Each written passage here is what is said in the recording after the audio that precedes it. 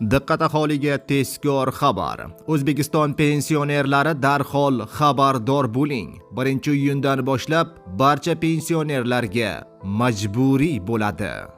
O'zbekistonda pensiya va nafaqa oladigan fuqarolar videoni o'tkazib yubormasdan darhol xabardor bo'lishingiz shart.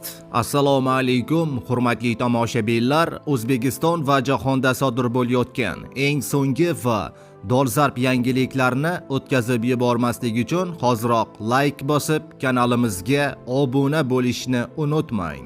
Like bosganlar video oxirida 15 ming so'm egasi bo'lasiz. Diqqat qiling.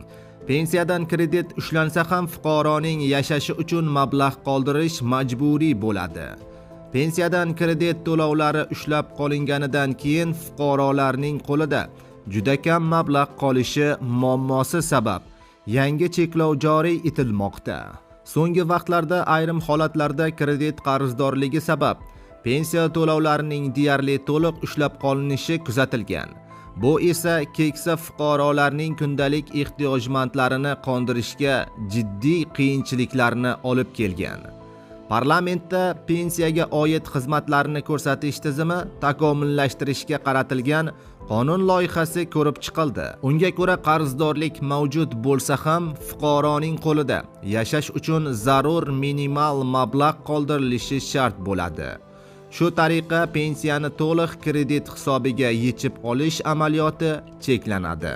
Qonun loyihasi parlamentda ko'rib chiqilib, deputatlar tomonidan qabul qilingan va Senatga yuborilgan. Ma'lumot uchun mehnatga haq to'lashning eng kam miqdori O'zbekistonda 1,271 ming so'm. Bazaviy hisoblash miqdori 412 ming so'm.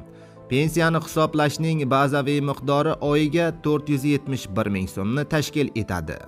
Eslatib o'tamiz, avvalroq O'zbekistonda ijtimoiy nafaqa va yordam puli, shu jumladan ijtimoiy kartalarga kelib tushadigan mablag'lardan kredit qarzdorligini undirish taqiqlangandi. Bu haqida ham xabar bergan edik. Bu haqida Markaziy bankning bank xizmatlari iste'molchilari bilan munosabatlarni amalga oshirishda tijorat banklari faoliyatiga qo'yiladigan minimal talablarga to'g'risidagi nizomga qo'shimcha va o'zgarishlar kiritishi haqidagi qarorda keltirib o'tilgan, deyiladi ma'lumotda. Hurmatli kuzatuvchilar, videorolikka like bosib, videoni yaqinlaringizga ham yuborib, ogohlantirib qo'ying.